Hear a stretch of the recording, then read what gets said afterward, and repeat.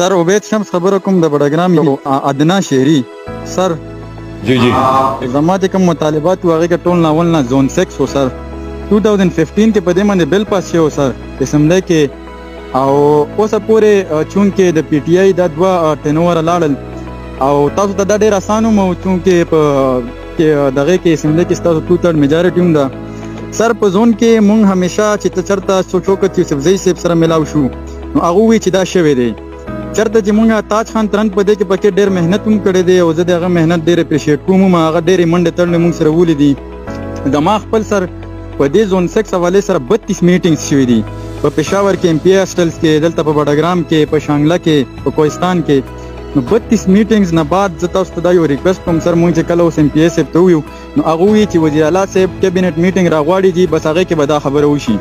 نو ډېر زیات لیټ شو سر او دا زمونږ تاسو ته پته ده بډګرام شاته دا چې کوم لیکچررشپ پوسټونه اوشله سر نو په دې کې پکې د بډګرام الکان چې دغه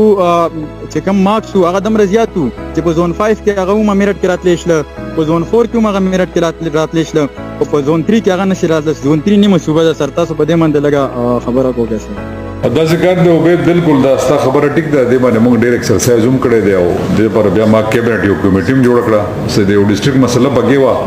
دا غي بګي ان کول اوټ کول مسله وا ما خیال تقریبا هغه سارت اوټ شوی دا تقریبا حل د زون 6 والا مسله او ډېر زر به ان شاء الله تاسو دا خوش خبری ملو شي دا زون 6 والا مسله به د سارت بیک ملاو شي ټایم ملاو شي چې دمر ټایم کې بداو شي سر مونږ میټینګز ته تیار یو مونږ هر څه ته په تیار یو عبید دا ان شاء الله په یو میاشت کې دا مسله شي ان شاء الله من ټایم کې بعد شي